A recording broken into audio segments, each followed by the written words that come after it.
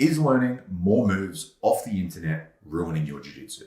I believe the answer is yes. So in this video, I'm going to show you the new way to think about your jiu-jitsu that's going to allow you to feel calm and capable during the chaos of a round and start to really understand the sport. And you're going to like it because it's less complicated than what you're currently doing and will save you hours of studying instructionals you're not going to remember anyway. Now to start, you need to understand why this method is going to be such a big shift in your training and how it can turn you from the guy with questions to the guy with answers. When I first started reading into self-development, I bought every book, I watched every tape, I forced this stuff into my head as much as I could.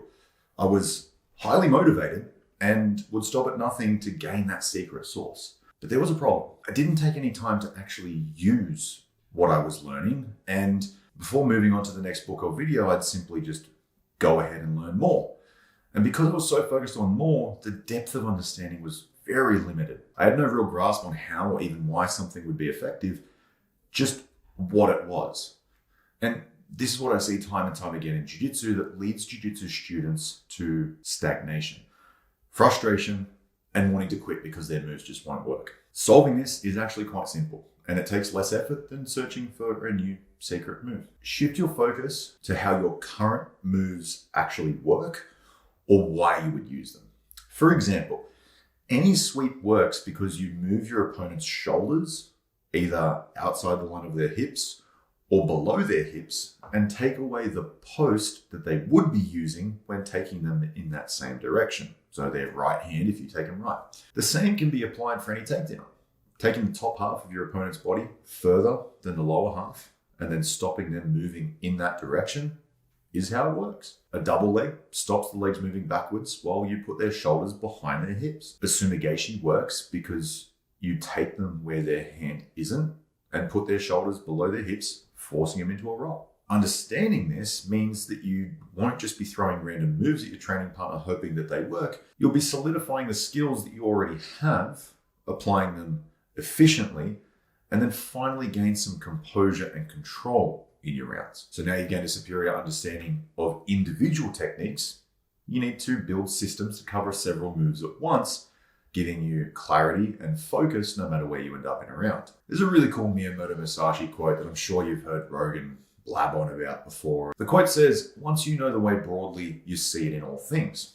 And you hear high-level athletes like Dominic Cruz speak about this when he was injured for many years, watching all kinds of sports for body mechanics that he was then able to apply into MMA. Things like the way a baseball pitcher rotates their arm, an ice hockey player shifts into their hips while skating. The parallels are endless as long as you look for them. And the thing that has helped me synthesize hours of study and rounds into neat little goals that allow me to be clear and focused in my rounds is thinking like this. It'll get you so excited to train, you look forward to your sessions instead of dreading them or thinking there's something you have to do. So when you see something in your training, I want you to think about how it's the same in another area. For example, upper body frames like a cross shoulder post are actually the same as a low knee shield. If you think about it, if you put your chest on the outside of their elbow with their upper body frame, that tends to collapse the frame.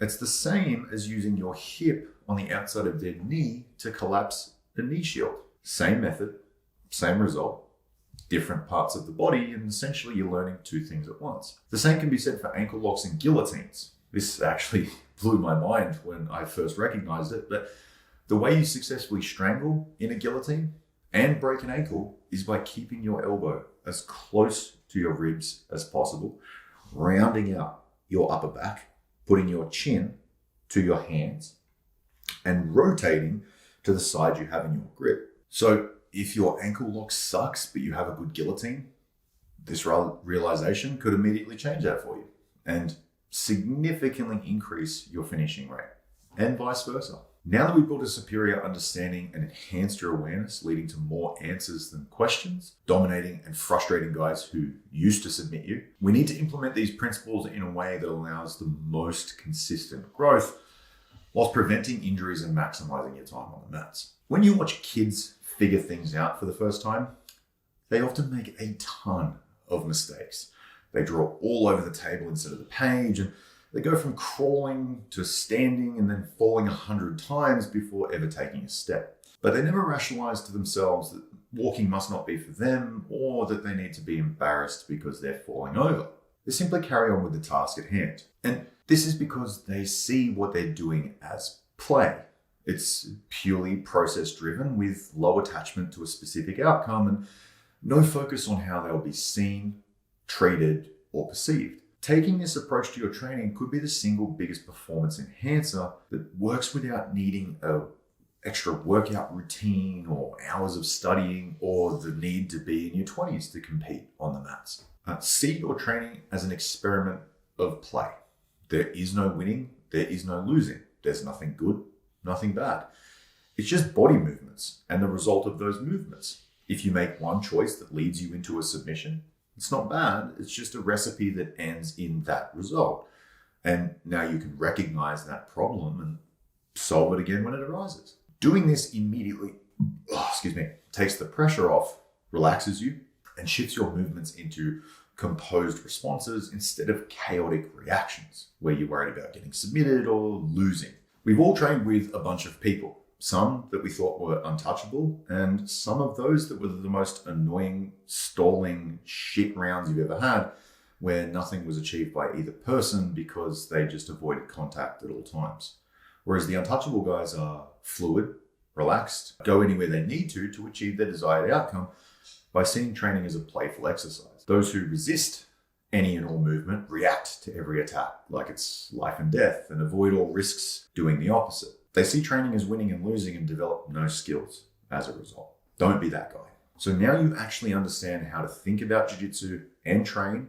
You can save hours of wasted study and frustrating rounds, finally becoming somebody who's confident and composed in their rolling that has gained the respect of their teammates in doing so.